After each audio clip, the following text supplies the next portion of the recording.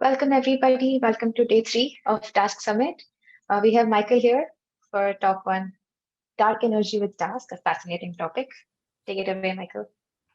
Good morning. Thank you. Thank you all for joining. I'm here to talk about how we've been starting to learn how to use Dask in a large astronomy collaboration and planning for the future. I've very much enjoyed all the talks so far, and particularly have paid attention to my colleagues in high energy physics who have been leading the way for many of us in the sciences and in the physical sciences about this. Sorry, in the physics sciences, not like physicals anyway. So astronomy is getting big. So we started talking about big data, but really the problem was big algorithms. Like not, you had lots of data, but you wanted to do things that were complicated across both rows and columns. But we're doing that because we want to answer big questions. So the universe has galaxies in it. We live in a galaxy with billions of stars, and there are billions of galaxies. You can see a few from a very dark site from the Earth with your eyes. But if you use a telescope, you start looking and looking, and there are just billions and billions of galaxies. And those galaxies are getting farther away from each other. Now, we've known for about 100 years the universe is expanding, that those galaxies are moving away from us, and they're moving away from each other. About 30 years ago, we started to look at how fast they were doing that, and how fast they were as you looked farther back in time. And we came up with the really surprising conclusion that the galaxies were not slowing down. They were not being drawn in by their mutual gravitational attraction, but they were instead accelerating in their expansion away from each other. And we have no idea why. We use the name dark energy to codify and label our ignorance, and we really have no idea. But it's exactly like the analogy of if you're sitting at the bottom of a hill and you're rolling balls up the hill and you're making bets as to whose would get highest and how it would go and how far it would go before it came rolling back down. And instead, someone came along and they rolled their ball up the hill and it started going faster and faster. You would conclude that that ball had some energy in it, some energy you didn't know about. And we conclude much the same thing about the universe. There is some energy in space-time itself that is pushing the galaxies away. So physicists, astronomers are all coming together to try to really understand this. A variety of different things, but one of the big ground-based surveys is the Vera C. Rubin Observatory. This is down in Chile. It's under construction. It will start its survey in about 2 years. And it'll conduct a legacy survey of space and time, LSST. This data set is unprecedented in astronomy, not amongst perhaps the people here, but at least in astronomy. We'll have 20 terabytes of pixels per night over 10 years. That adds up to, some real data. There will be about 45 billion unique objects in that data for a total database size of about 15 petabytes. So not the largest in the world, but much larger than you can just kind of manipulate without thinking about it. So we are starting now to try to prepare for how we're going to analyze such a huge data set. Specifically, I'm here as a member of the Dark Energy Science Collaboration. So the LSST DESC is focused on trying to understand dark energy and the structure of the universe, largely determined by dark matter. And we are trying to explain this accelerated expansion, at least by measuring and quantifying it better. We think for our main analysis, we're looking at sort of 100 terabyte level catalogs. I know that I said the full thing would be 15 petabytes, but that's for every individual image. And we'll have about 1,000 images of each part of the sky. And most of the work will be about if you combine all those images together. And so those will be catalogs, so about 45 billion. We're looking at things like the correlation of the positions of the galaxies in the sky, the shear, from gravitational lensing, from mass between a distant galaxy and us as we observe it. I guess you are the observers. So if there's something here and you're looking at some image here, this light will get bent by intervening matter as it comes towards you. We're looking at the structure and the properties, commonness. who wrote that? Of large clusters of galaxies. So they're massive clusters of galaxies, and how they form and how quickly they form tells you how the universe has been expanding. And then what I actually work on, but will not talk about today, is the brightness of distant supernova, type 1a supernova, which are sort of one of the things that kicked off this big exploration of why is the universe accelerating in its expansion.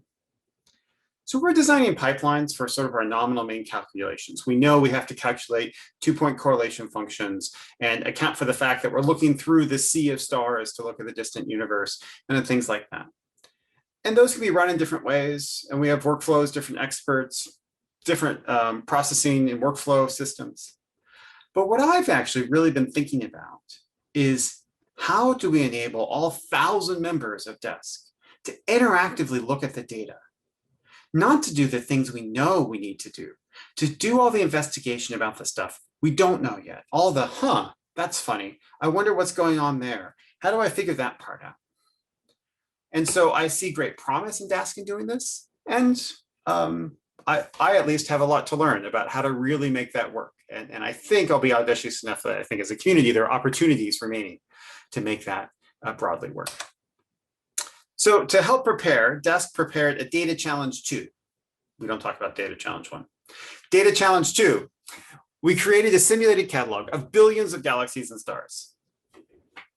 We then simulated pixel images for 300 square degrees. So in the lower left here, there is a view of the sky. So we've taken a sphere and we've projected it into a 2-dimensional representation. And we are in the southern hemisphere. The telescope will be in Chile. The telescope main mirror is 8.5 meters. So that is the width of my house, not this room, but my house. So it's a huge telescope, and the camera actually basically fits in my office here. I know you perhaps don't have a good sense of that because of whatever, but it's a very large camera that'll take large pictures. And so this telescope will scan the entire southern sky, visible at any one time, every few nights. We have chosen to simulate 300 square degrees of that region. So this region in cyan. Each of this 300 square degrees, 10 square degrees is the field of view of one camera image. That's the middle here. And if we zoom in on that, you can see that we have galaxies and other galaxies and stars and more distant galaxies in every little bit of this image. And so for each of the objects, we run processing and we say, oh, here's a galaxy. Okay, how bright is it? Where is it? What's its shape? And all these different properties that we do. And the stars and the galaxies, and we don't know which are stars and galaxies a priori. I mean, we have some other catalogs, but if we're just looking at the data itself. And so part of the question is trying to distinguish which are stars, which are galaxies. So we do this processing, and then we generate data tables. And these tables for this current round aren't a big deal. It's about 100 gigabytes. So enough that you actually can't just trivially run this on your laptop. But if you get a few large memory machines together with a bunch of processors, you can do it. You don't have to spend huge amounts of money. But you do have to do a little thinking to make this work. So, for example, we did the simulation, and let's check. I'm doing this simplest thing. I'm taking the positions of each of the objects that we found, right? So each of the ones in this little stamp that came in here, so the positions of each of these things. I'm just plotting this. I had fun using Dask, using HoloViews and Data Shader. Great, we can do some interactive rastering, not in a PDF, but we can do some interactive rastering. And the first thing you think about this is like, wait a minute, why is it yellow and purple? I haven't shown you the color bar, but you assume that those mean different densities. And in fact, purple is less and yellow is more. And actually, this is just a statement that 2D projections of a sphere are non-trivial, and most are not equal area projections. So astronomers use right ascension and declination. They're basically exactly the equivalent of longitude and latitude. And if you just do pure, simple rectilinear projection, of course, it looks ridiculous. So that's what we're seeing here. I only mention this because this was really easy to do. But to make this work right, that actually, I had to think some more about Dask, and that's why I learned a little bit more about how this worked. So we had the libraries to do this. HealPy is a thing we use. So HealPix is one standard thing that we use in astronomy to divide up the sky into different things. I feel like there's so much I can learn from my Pangeo friends here about how to do some of these projections, particularly in the libraries. But so I pulled this function out. I kind of had to look at a bunch of the lines and say, oh, that's right. Okay, I need to preserve Dask awareness of each of these things. If I break things out and they're no longer in the data frame, I lose the ability to track the partitions. So I had to guide each of these things and each of these steps. And so one was using Dask array, but I had to pre-calculate the lengths to get the partition right. So that's sort of a bottleneck. I had, this is trivial, just propagating the index. And then the thing we all like to use a lot is this def for Dask distributed to map partitions. In this case, I had calculated the transformations at a fixed set of points, and I needed to interpolate to do it at any set of points, and I needed to propagate that through. So I did this. This was fun. I learned some stuff, and we get something much better. We get an equal area projection. And so now the density is actually telling you something true about the density of objects in the sky. You notice a subtle difference here. So there are a few more objects toward the right than toward the left.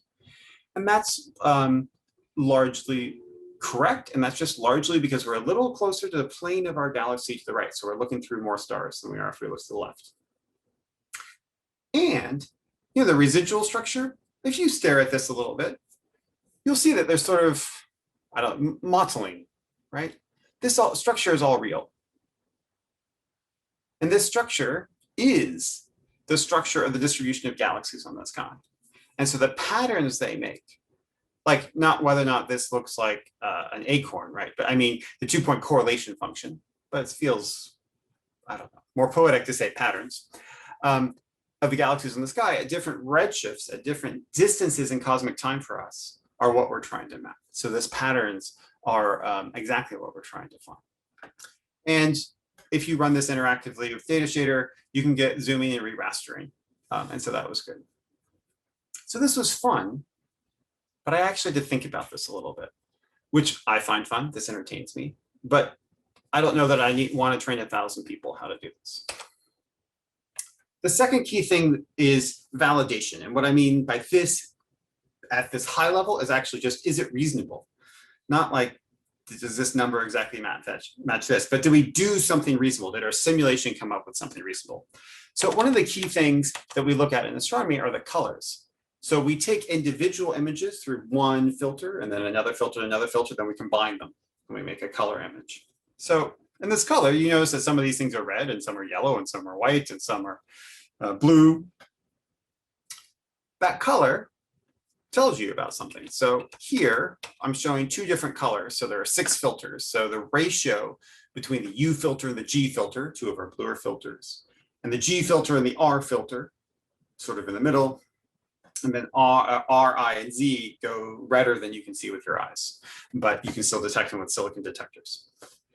And we compare these flux ratios, and different objects are in different places here. So here I'm showing all the objects. So this is really showing all 150 million objects from DC2 and where they are in the color. And I've overlaid and dashed blue where stars would lie. So stars actually tend to make nice straight lines here in this space, and they go like this.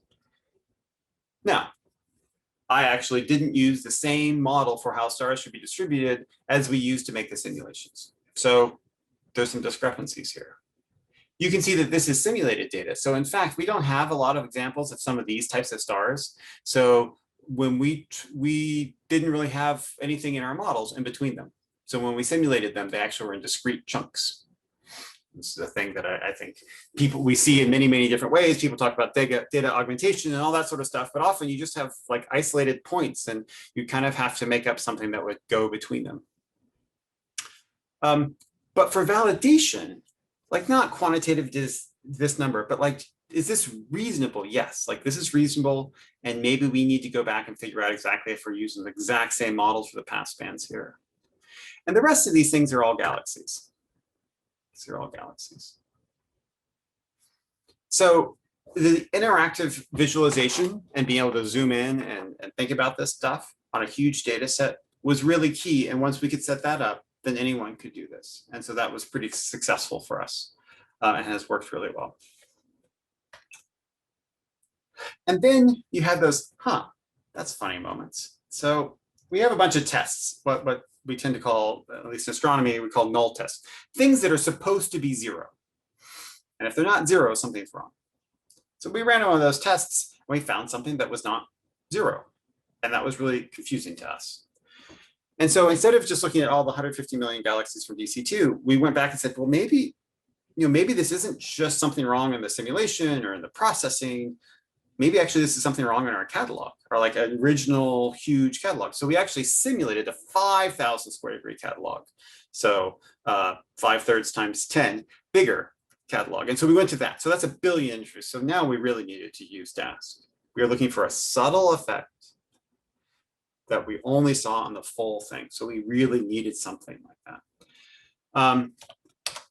So here was the effect. In brief, we're talking about the shear. So, a galaxy like this, as it's getting slightly sheared by the matter in between you and that galaxy, like its images.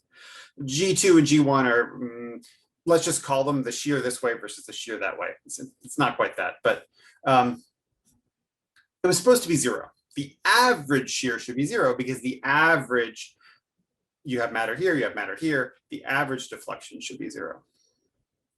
And it wasn't 0. And it was correlated with the other one. Like this plot is supposed to be 0, not have this weird shape, which we call a seagull, as in you like draw little seagulls in your pictures. So to do this, we had to do 2 things. One interesting, one very boring. The very boring thing, but the same thing, we use decorators to wrap our calls. So we have a very simple thing here. We want to make a histogram. The histogram logic is pretty straightforward.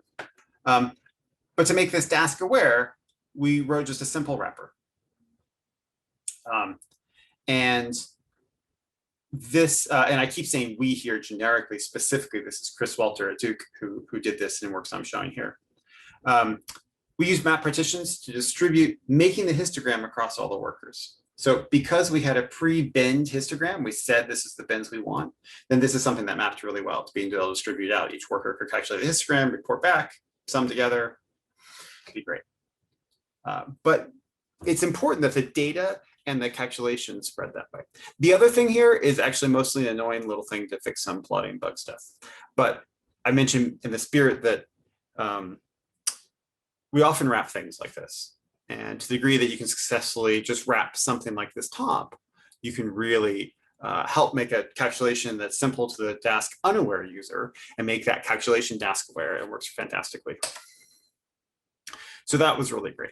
For more complicated stuff, we use Dask delayed, particularly for things that don't just spread and gather so simply. Memory leaks still plague us both in Dask distrib and actually in some other stuff. That's a thing that we're trying to learn more about. But it was really, really helpful to do this for a subtle effect that was only really visible across the whole data set. So I like Dask. I'm really excited about Dask. And when it works, it's fantastic. Okay, but it's hard to predict how much memory something's going to use. It's really hard for the less expert users to have any idea about what that is. How much should they ask for? We generally get time on HPC centers, just the way the funding model works. Someone builds a center and says, oh, great, you should go use this. And different HPC systems have different queuing systems, and some of those are a pretty poor match for Dask. That's largely just a policy issue, although I was really interested in some of the multi-tenant stuff I was hearing about yesterday. But fundamentally, Dask for interactive visualization by almost construction requires elasticity. And that requires that you have unused resources most of the time, or you're part of a pool so that's small enough that your individual usage is not important, which is very loosely speaking the cloud solution. But we tend to be data heavy, and cloud storage is expensive, ingress egress is expensive, and costs can make cloud elastic bursting expensive because we're not already there. Generally, our funding models build systems and say you can use them. But we're very interested in Open Science Grid and some similar things. I personally have been doing stuff in the cloud. It's just that petabytes and cloud get expensive. And there's just practically maintaining consistent environments across the login scheduler worker nodes while still allowing using custom code, in the words of one of the moderators from the other day, is interesting. A little more technically, the user has to track more than they need, and some of the casting is confusing, and some of the type inference is could be improved. This is not meant to be a litany of complaints. This is meant to be an issue, issues that are on our mind that we'd be interested in help with and helping on, as if we understand how to do that. There are a lot of libraries we use, in particular AstroPy, that aren't really Dask aware, and sometimes you have to pull out code and rewrite it, as I was showing in the HeoPy example. The configuration to balance the memory and the number of workers and number of nodes requires knowing what you're doing. And if you're doing interactive visualization, you don't know what you're doing all the time. I mean, you don't necessarily know what you're going to do ahead of time. So we've done some specific cases, but we're a little worried about how this might scale up. I say brittleness. The first pass, like do the simple example, works fine. But then a user tries to write something, and then they get the error, unable to do metadata inference. And they come back and say, what? And while I have lots of thoughts about how to solve that, there is that level that I think we need a little more support in the ecosystem. And maybe some of this is really simple, right? Like maybe some of this, making better error messages, is something that maybe we can start getting more of our desk members to help with in the Dask. Even if it's like, hey, we just don't know how to do this, but here's a nice paragraph explaining like the situation and saying you're still a good person, it's okay. Would be useful for that. Some more technical little bits, but basically, if I have to spin up on HPC with a queue system, I have to wait. And that's not really good for interactive stuff, even though it works fine for a pipeline. But I want to share my dream. We have analyses, we want hundreds of users, maybe thousands, to be analyzing largely the same data set, but also making secondary data sets that they want to share. But it's the same data. So having 100 users each spin up their own Dask cluster, where most of the memory will be used to store the same catalog, is kind of painfully redundant and ridiculous. So the dream is a shared memory multi-concurrent user system that can share that memory across those users, but also persist specialized analyses on a per user basis. So Dask is one part. There's a much wider Rubin Observatory community. And the Rubin Observatory operations team is trying to figure out how to enable some of these analyses. So there's database solutions, but once you're hitting every row in the database, because you literally wanted like 30% of all the objects, the database doesn't necessarily give you quick wins. You often wanted just a few columns. But if each user is running something like Dask, then again, you're wasting all that memory storing that same data. So this is sort of our dream. Steps to get there. I'm here because I'd like to learn from experts sort of similar to me, high energy physics,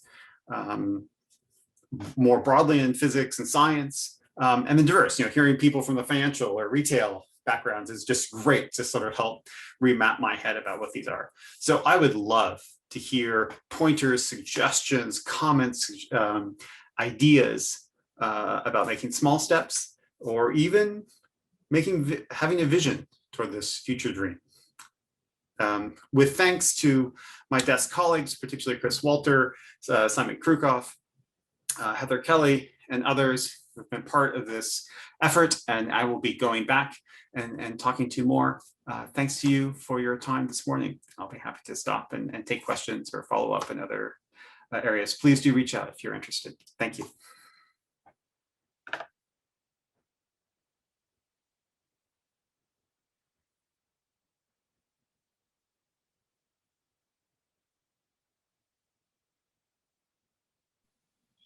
Awesome. Thanks, Michael. If you have any questions, please feel free to drop it in the chat box or in the Q&A box.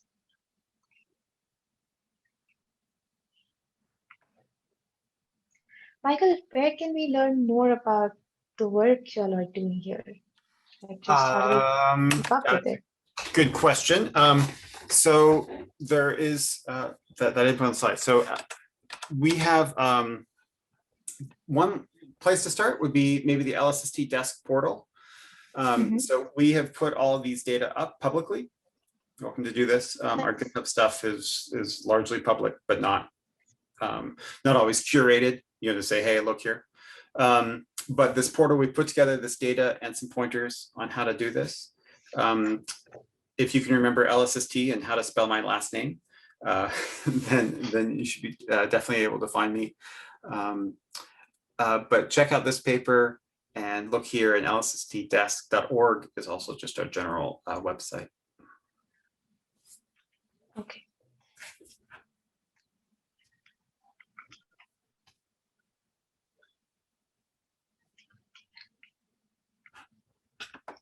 So let's just wait a minute more if folks have any questions.